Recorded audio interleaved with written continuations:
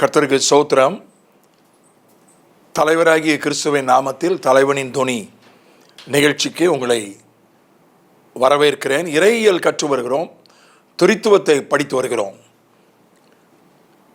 திரித்துவம் சம்பந்தப்பட்ட முக்கியமான வேத பகுதிகளை உங்கள் முன்னாலே சுருக்கமாக வைக்க விரும்புகிறேன். ஆதியாகமம் 1 அதிகாரம் 1-3 வரை.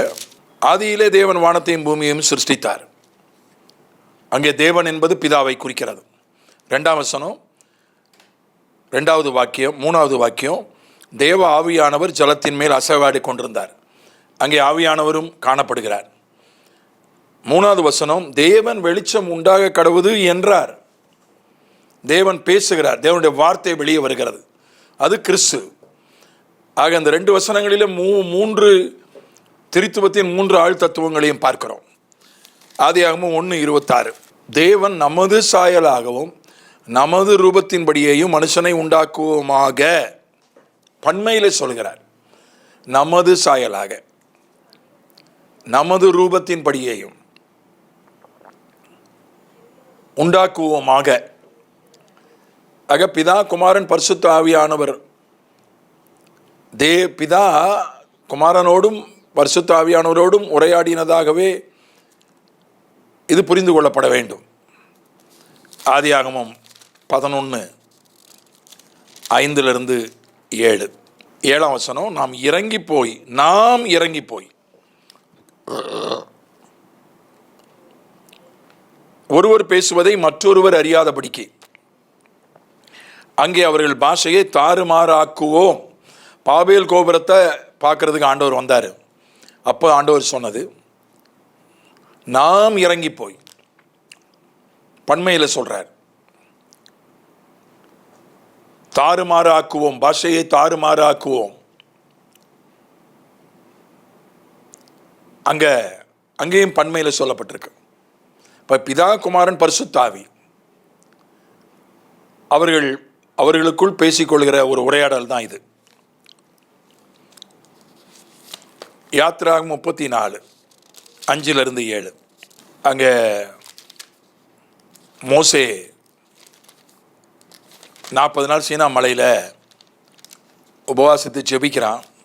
இப்போ கர்த்தர் 5ஆம் வசனம் 34ஆம் அதிகாரம் யாத்திராகமம், கர்த்தர் ஒரு மேகத்தில் இறங்கி அங்கே அவன் அருகே நின்று, கர்த்தர் மேகத்தில் இறங்கி அங்கே மோசே அருகே நின்று கர்த்தருடைய நாமத்தை சொன்னார். கர்த்தர் மோசே கிட்ட வந்துட்டார். அங்கே கர்த்தருடைய நாமத்தை சொல்கிறார். அப்போ அது யாருடைய நாமம்? பிதா கிடையாது இறங்கி வந்தது. பிதாவை யாரும் பார்க்க முடியாது, கிறிஸ்து தான் இறங்கி வந்தார். அப்போ தேவனுடைய வார்த்தை இறங்கி வந்தார். இப்போ கர்த்தருடைய நாமத்தை சொன்னார்னா பிதாவின் நாமத்தை சொன்னார். பிதாவின் நாமத்தினாலே நான் அனுப்ப போகிற பரிசுத்த ஆவியானவர்.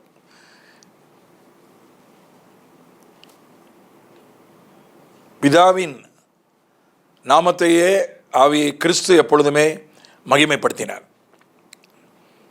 அதனால கர்த்தருடைய நாமத்தை கூறினார். அதே போல என்னாகமோ 22:13,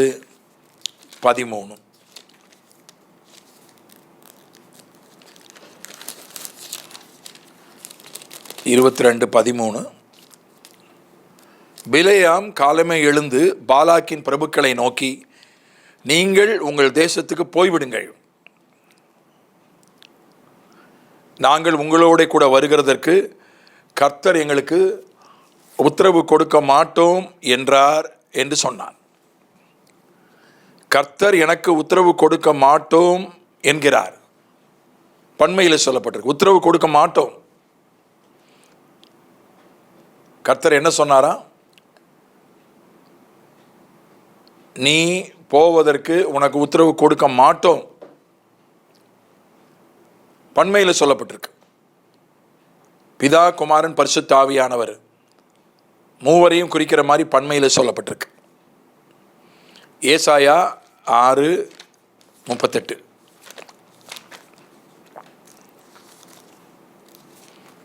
ஏசாயா அங்கே தரிசனத்தை காண்கிறான். சிங்காசனத்திலே கர்த்தர் வீற்றிருக்கிறதை காண்கிறான்.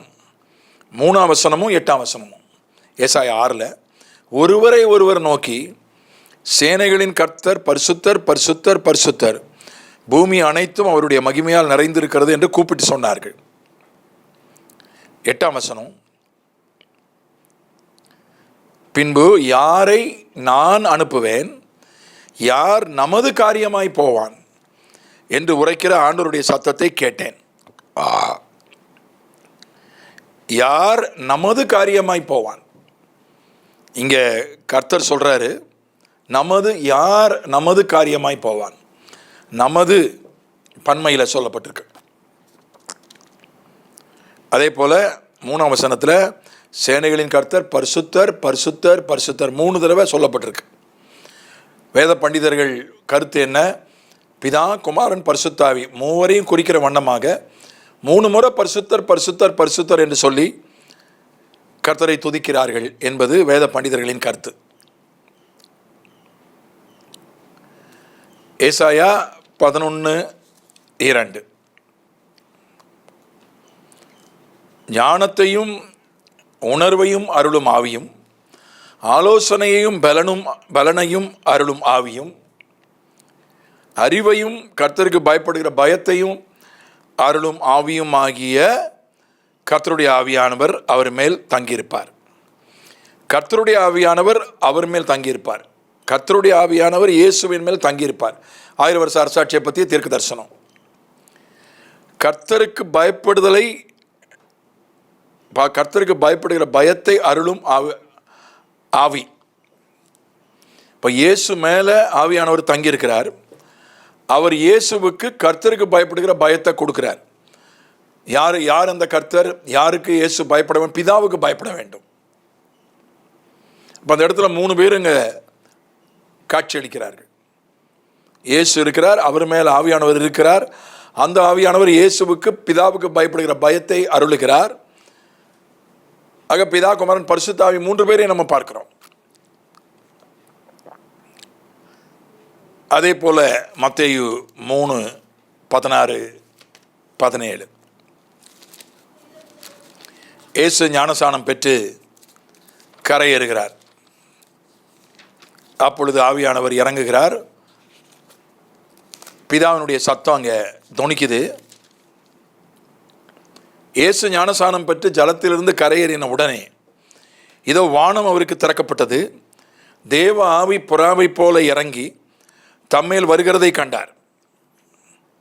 அன்றியும் வானத்திலிருந்து ஒரு சத்தம் உண்டாகி, இவர் என்னுடைய நேசகுமாரன், இவரில் பிரியமாயிருக்கிறேன் என்று உரைத்தது. இயேசு ஞானசானம் பெற்று கரையேறுகிறார். தேவ ஆவி புறாவை போல் இறங்குகிறார். ஆவியானவர் வானத்திலிருந்து ஒரு சத்தம் கேட்குது, இவர் என்னுடைய நேசகுமாரன், இவரில் இது பிதாவினுடைய சத்தம். இப்போ அங்கே இயேசு அந்த ஒரே நிகழ்ச்சியில், ஒரே நிகழ்வில், ஒரே காட்சியில் இயேசு இருக்கிறார், பரிசுத்த ஆவியானவர் இருக்கிறார், பிதாவினுடைய சத்தம், பிதா இருக்கிறார். இப்போ ஒன்லி ஜீசஸ், இயேசு மட்டும்தான் 3 விதமாக வெளிப்படுறாரு. இயேசு தான் பிதாவாக வெளிப்படுறார், இயேசு தான் பரிசுத்த ஆவியாக வெளிப்படுகிறார் என்றால், அப்போ எப்படி ஒரே நேரத்தில் 3 பேர் இருக்க முடியும்? இப்போ நான் என்னுடைய சகோதர சகோதரிகளுக்கு சகோதரன், என்னுடைய மனைவிக்கு கணவன், என்னுடைய பிள்ளைகளுக்கு தகப்பேன், 3 விதமாக வெளிப்படுறேன், உண்மைதான். ஆனால் நான் என்னுடைய ஒரு ஃபோட்டோ எடுத்துக்கிறேன்னு வைங்களேன், என்னுடைய மனைவியோடு, என் பிள்ளைகளோடு, என் சகோதர சகோதரிகளோடு ஒரு ஃபோட்டோ எடுக்கிறேன். ஃபோட்டோ எடுக்கும்போது நான் ஒருத்தனாக தெரிவேனா 3 பேராக தெரிவேனா? ஒருத்தனாக தான் தெரிவேன்.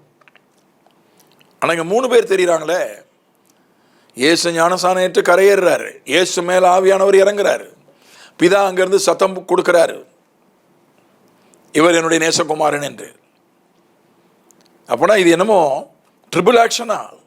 சினிமாவில் ஒரு நடிகன் 3 வேஷம் போடுறானே, அந்த மாதிரி ஆயிரும்ல, அந்த மாதிரி குதர்க்கம் ஆயிரும்ல, கேலி கூத்தாயிரும்ல. அந்த கருத்து அப்படி அல்ல. ஒரே காட்சியில், ஒரே நிகழ்வில் பிதா, குமாரன், பரிசுத்த ஆவியை பார்க்கிறோம். அதே போல யெகோவா சாட்சி போன்றவர்கள் என்ன சொல்கிறார்கள்? இயேசு பிதாவுக்கு சமமானவர் அல்ல. இயேசு ஜெனிப்பிக்கப்பட்டவர். நம்முடைய விசுவாச பிரமாணம் ரொம்ப அழகாக சொல்லுது, அவர் ஜெனிப்பிக்கப்பட்டவர், சிருஷ்டிக்கப்பட்டவர் அல்ல. அதனால பிதாவுக்குள்ள ஞானமாக அவர் இருந்தார். வாயை திறந்து பேசிய போது வார்த்தையாக வெளிப்பட்டார். பின்னர் மனிதனாக வந்து பிறந்தார். ஆவியானவர் பிதாவினுடைய ஆவி, அவர் அனுப்பப்படுகிறவர். ஆதியில ஜலத்தின் மேலே அசைவாடுவதற்கு அனுப்பப்பட்டார். பின்பு ஆபிரகாமை ஆசீர்வதிக்கும்படி மெல்கிசேதேக்காக அனுப்பப்பட்டார். இப்பொழுது அனுப்பப்பட்டு தேற்றவாளனாக அனுப்பப்பட்டு அவர் சபைக்கு தேற்றவாளனாக இருக்கிறார். உபத்திரவ காலத்திலே 7 கண்களாக பூமியின் மேல் அனுப்பப்படுவார். ஆகையினால இயேசு தேவனுக்கு சமமாய் இருப்பதை கொள்ளையாடின பொருளாக எண்ணாமல் அந்த வார்த்தை தேவனாய் இருந்தது. அதனால இயேசு கிறிஸ்து தன்னை தாழ்த்தி விட்டார். அவரே முன் வந்து தன்னார்வமாய் தன்னை தாழ்த்தி விட்டதுனால அவர் குமாரன் ஆனாரே தவிர அவர் தேவனுக்கு சமமானவர் தான். ஆவியானவர் தேவன் தான். அதையெல்லாம் நம்ம கடந்த நிகழ்ச்சியில் பார்த்தோம். அப்போஸ்தலர் 7:55 அங்கே ஸ்தேவான் கல்லெறியப்படுகிறான். அப்போது ஒரே நிகழ்வில் பிதா, குமாரன், பரிசுத்த ஆவியை நம்ம பார்க்கிறோம். அவன் பரிசுத்த ஆவியினாலே நிறைந்தவனாய் வானத்தை அண்ணாந்து பார்த்து தேவனுடைய மகிமையையும் தேவனுடைய வலது பார்சத்தில் இயேசுவானவர் நிற்கிறதையும் கண்டு. ஸ்தேவான் பரிசுத்த ஆவியால் நிறைந்தவன். பரிசுத்த ஆவி ஸ்தேவானுக்குள்ள இருக்கிறார். வானத்தை அண்ணாந்து பார்க்கிறான், தேவனுடைய மகிமையை பார்க்கிறான். தேவனுடைய மகிமைனா பிதாவினுடைய மகிமை. பிதாவை பார்க்க முடியாது, அவருடைய மகிமையை பார்க்கலாம். தேவனுடைய வலது பார்சத்தில் மனுஷகுமாரன் நிற்கிறதை பார்க்கிறான். இயேசு நிற்கிறத பார்க்கிறான். இயேசுக்கு பக்கத்தில் பிதாவின் மகிமையை பார்க்கிறான். தனக்குள்ளே ஆவியானவர் தன்னை நிரப்புகிறதை பார்க்கிறான். ஆக பிதா, குமாரன், பரிசுத்த ஆவியானவர் 3 பேரையும் இந்த நிகழ்வில், இந்த காட்சியில் பார்க்கிறோம். வெளிப்படுத்தின விசேஷம் 1:5-6. அன்றியும் உள்ளும் புறமும் எழுதப்பட்டு 7 முத்திரைகளால் முத்திரிக்கப்பட்டிருந்த ஒரு புஸ்தகத்தை சிங்காசனத்தின் மேல் வீற்றிருக்கிறவருடைய வலது கரத்திலே கண்டேன். சிங்காசனத்தின் மேல் வீற்றிருக்கிறவர் பிதா.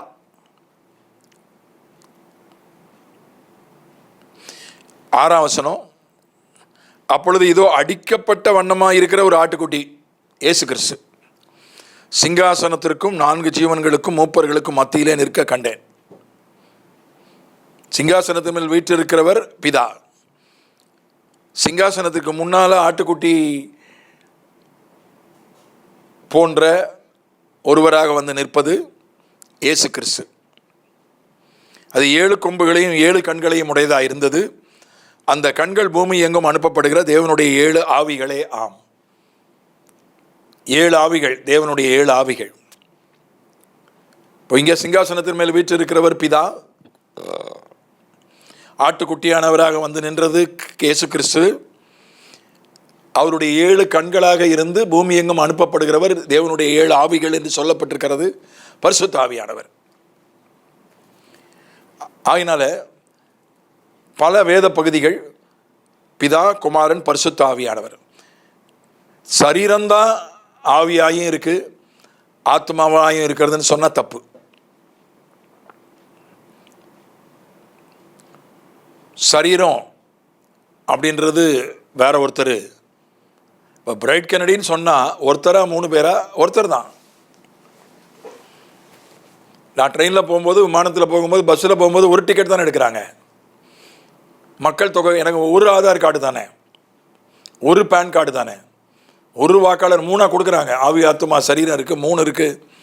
3 வாக்காளர் அட்டை, 3 ஆதார் கார்டு, 3 பேன் கார்டு கொடுக்க மாட்டாங்களே, 3 டிரைவிங் லைசன்ஸ் கொடுக்க மாட்டாங்க, 3 பாஸ்போர்ட் கொடுக்க மாட்டாங்க. ஒன்று தான், எல்லாமே ஒன்று தான். ஆகையினால ஆனால் எனக்குள்ளே நான் 3 மனித கூறுகள் எனக்கு இருக்கு. ஆவி, ஆத்துமா, சரீரம்.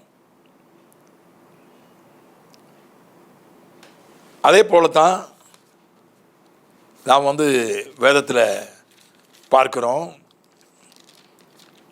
ஆசீர்வாதம் போடும்போது இப்பவும் சபையில் நம்ம ஆசீர்வாதம் போடுறோம். 2 கொரிந்தியர் 13:14 கர்த்தராகிய இயேசு கிறிஸ்துவினுடைய கிருபையும் தேவனுடைய அன்பும் பரிசுத்த ஆவியினுடைய ஐக்கியமும் உங்கள் அனைவரோடும் கூட இருப்பதாக. இயேசு கிறிஸ்துவினுடைய கிருபை, அப்படிதான் ஆசீர்வாதம் போடுறாங்க சபையில். இயேசு கிறிஸ்துவினுடைய கிருபை, தேவனுடைய அன்பு, பரிசுத்த ஆவியினுடைய ஐக்கியம், 3 பேரையும் சொல்லி அவர்களுடைய ஈவுகளை சொல்லி கிறிஸ்துவினாலே நாம் கிருபையை பெற்றோம். தேவனுடைய அன்பு தான் எல்லாத்துக்கும் மூல காரணமாக இருக்குது. கிறிஸ்து பிறந்ததற்கும் தேவ அன்பு தான் மூல காரணம். கிருபைக்கும் மூல காரணம் தேவனுடைய அன்பு தான். பரிசுத்த ஆவியானவருடைய ஐக்கியம். பரிசுத்த ஆவியானவர் நம்மோடு ஐக்கியம் கொள்ளுகிறவராய் இருக்கிறார், நம்மோடு பேசுகிறவராய், பழகுகிறவராய், உறவாடுகிறவராய் இருக்கிறார். இந்த 3மே சொல்லப்பட்டிருக்கு ஆசீர்வாதத்தில். அதே போல ரட்சிப்பை எடுத்துக்கிடுங்க. ரட்சிப்பில் 3 பேருடைய கிரியை இருக்குது. 1 கொரிந்தியர் 12 பார்த்தீங்கன்னா 3ஆம் வசனம், தேவனுடைய ஆவியினாலே பேசுகிற எவனும் இயேசுவை சபிக்கப்பட்டவர் என்று சொல்ல மாட்டான் என்றும், பரிசுத்த ஆவியினாலே அன்றி இயேசுவை கர்த்தர் என்று ஒருவனும் சொல்லக்கூடாது என்றும் உங்களுக்கு தெரிவிக்கிறேன். வரங்களில் வித்தியாசங்கள் உண்டு, ஆவியானவர் ஒருவரே. 4ஆம் வசனம். 5ஆம் வசனம், ஊழியங்களிலேயும் வித்தியாசங்கள் உண்டு, கர்த்தர் ஒருவரே. 6ஆம் வசனம், கிரியைகளிலேயும் வித்தியாசங்கள் உண்டு, எல்லாருக்குள்ளும் எல்லாவற்றையும் நடப்பிக்கிற தேவன் ஒருவரே. வரங்கள், வித்தியாசமான வரங்கள், ஆவியானவர் ஒருவரே. வித்தியாசமான ஊழியங்கள், கர்த்தர் ஒருவரே. வித்தியாசமான கிரியைகள், தேவன் ஒருவரே. ஆவியானவர் பரிசுத்த ஆவி, கர்த்தர் இயேசு கிறிஸ்து, தேவன் பிதா. சபையில் 3 பேரும் கிரியை செய்கிறாங்க இல்லையா? சிருஷ்டிப்பில், அது ஆதியாகமம் 1ஆம் அதிகாரத்தில் பார்த்தோம். சிருஷ்டிப்பில் 3 பேரும் கிரியை செய்கிறார்கள். அதனால எல்லா தேவன் மனிதனோடு இடைப்படுகிற எல்லா காரியங்களிலும் ஒவ்வொரு இணைந்து செயல்படுகிறார்கள். ஜெபத்தில் 3 பேரும் பிதாவை நோக்கி ஜெபம் பண்ணணும், இயேசுவின் நாமத்தில் ஜெபம் பண்ணணும், பரிசுத்த ஆவிக்குள்ளாக ஜெபம் பண்ண வேண்டும். ஜெபத்திலையும் 3 பேரையும் நம்ம பார்க்கிறோம். ஏன்னா யூதா புஸ்தகத்தில் சொல்லப்பட்டிருக்கிறது 20ஆம் வசனத்தில், நீங்களோ பிரியமானவர்களே உங்கள் மகா பரிசுத்தமான விசுவாசத்தின் மேல் உங்களை உறுதிப்படுத்தி கொண்டு பரிசுத்த ஆவிக்குள் ஜெபம் பண்ணி தேவனுடைய அன்பிலே உங்களை காத்துக்கொண்டு நித்திய ஜீவனுக்கு ஏதுவாக நம்முடைய கர்த்தராகிய இயேசு கிறிஸ்துவின் இரக்கத்தை பெற காத்திருங்கள். யூதா 20:21. பரிசுத்த ஆவிக்குள் ஜெபம் பண்ணி பரிசுத்த ஆவி வந்துட்டார். தேவனுடைய அன்பிலே காத்துக்கொண்டு பிதா வந்துட்டார். இயேசு கிறிஸ்துவினுடைய இரக்கத்தை பெற இயேசு வந்துட்டார். 3 பேரும் இருக்காங்க ஜெபத்தில். ஆகவே எந்த ஒரு நிகழ்விலும், எந்த ஒரு கர்த்தருக்கு அடுத்த விஷயத்திலும் பிதா, குமாரன், பரிசுத்த ஆவி 3 பேருமே அங்கே பங்கு பெறுகிறத பார்க்கிறோம். 3 பேருக்கும் பங்கு உண்டு. மூவரும் ஒருவரே, ஒருவர் மூவராக இருக்கிறார்கள், மூவர் ஒருவராக இருக்கிறார். இதை மனித ஞானத்தால் புரிந்து கொள்ள முடியாது. கர்த்தர் தாமே நமக்கு வெளிப்படுத்துவாராக. கிறிஸ்துவனுடைய பிறப்பில் அது இருக்கு. பரிசுத்த ஆவி உன்மேல் வரும், லூக்கா 1ஆம் அதிகாரத்தில் கேப்ரியேல் தூதன் மரியாளுக்கு சொல்கிறான், பரிசுத்த ஆவி உன்மேல் வரும், உனக்கு பிறக்கும் பரிசுத்தம் உள்ளது தேவனுடைய குமாரன் எனப்படும். மரியாளுக்கு பிறந்தது தேவனுடைய குமாரன் இயேசு. பரிசுத்த ஆவி மரியாள் மேலே வந்தது. தேவன்தான் இயேசுவை மரியாளுடைய வயிற்றில் வைத்தார், அனுப்பினார். வார்த்தையை கருவாக அனுப்பியது தேவன், கருவானது இயேசு கிறிஸ்து. அவர் உருவாகி திருவாகி பிறப்பதற்கு மரியாளுக்கு பலம் கொடுத்தது பரிசுத்த ஆவி. ஏன்னா வானாதி வானங்களும் கொள்ளாத தேவாதி தேவனை வயிற்றுக்குள்ள 9 மாதம் வச்சிருக்கணுமே, அதுக்கு கொஞ்சம் நஞ்சம் பலம் இல்லை. கர்ப்பப்பை தாங்குமா? ஒரு பெண் தாங்குவாளா? அதை பலப்படுத்தினது ஆவியானவர் தான். 3 பேருடைய கிரியை அங்கே இருக்கு. தேவனுடைய வார்த்தை தன்னை குறுக்கி கொண்டார், சுருக்கி கொண்டார், ஒரு சின்ன கருவாக சுருக்கி கொண்டார். அதில் அவருடைய கிரியை இருக்கு. பிதா தன்னுடைய வார்த்தையே தியாகம் செய்து ஒரு பெண்ணினுடைய வயிற்றுக்குள்ள அனுப்பினார், அதில் அவருடைய கிரியை இருக்கு.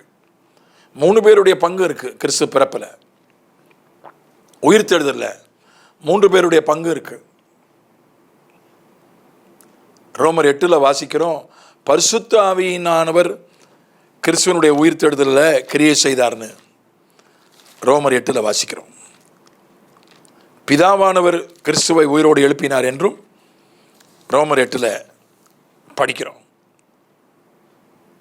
11, இயேசுவை மரித்தோரிலிருந்து எழுப்பினவருடைய ஆவி உங்களில் வாசமாயிருந்தார்.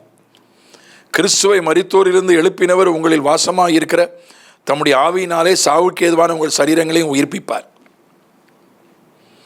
இயேசுவை மரித்தோரிலிருந்து எழுப்பினவருடைய ஆவி, உயிரோடு எழுந்தவர் இயேசு, எழுப்பினவர் பிதா, எழுப்பினவருடைய ஆவி பரிசுத்த ஆவி. 3 பேருடைய கிரியையும் உயிர்த்தெழுதலில் இருக்கு. ஆகவே உயிர்த்தெழுதலை குறித்து ஒரு தெளிவு நமக்கு உண்டாக ஆவியானவர் உதவி செய்வாராக. பிதாவே, இயேசுவின் நாமத்தில் பரிசுத்த ஆவியின் துணையோடு நாங்கள் வேண்டிக் கொள்கிறோம். எங்களுடைய கண்களை திறந்து தெளிவாக்கும், எங்கள் காதுகளை விருத்த சேதனம் பண்ணோம்.